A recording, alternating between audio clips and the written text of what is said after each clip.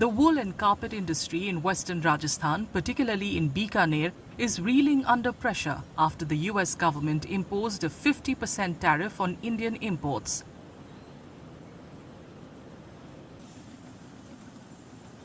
With annual exports of yarn and carpets worth around 1,200 crore rupees, most of it headed to the US, the move has sharply hit demand, raising fears of large-scale unemployment among skilled artisans. Industry representatives warn that the steep tariff could cripple operations and force many workers to abandon the trade. Bikaner से जो 1200 करोड़ रुपए का धागा जा रहा है प्रतिवर्ष, वो धागा अब आधे से भी नीचे रह जाएगा और बीकानेर से कारपेट एक्सपोर्ट में अभी ग्रोइंग स्टेज पर था बीकानेर,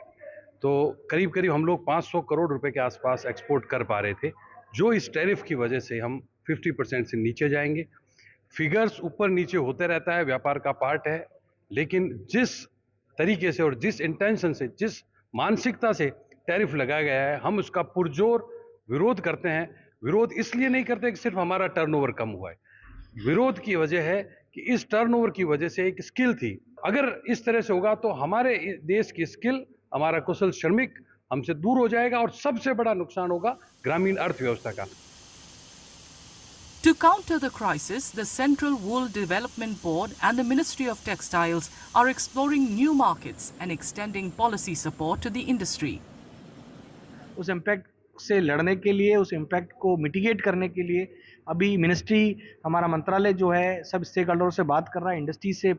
बात कर रहा है, उनके सुझावों पे कार्य कर रहा है और उनका जो कुछ बड़े बड़े जो इश्यूज हैं, जैसे उनको कैसे सपोर्ट किया जाए, स्पेशली ड्यूटी ड्रॉबैक में लेके, इनकम टैक्स सपोर्ट में लेके, उनको एक्सपोर्ट इंसेंटिवाइज करके, नए मार्केटों को खोजे जाने से लेके, उन सब पॉइंटों पे हम बात कर रहे हैं और उन बात को सम्मिलित करके इसका सही जगह मिनिस्ट्री ऑफ फाइनेंस और मिनिस्ट्री ऑफ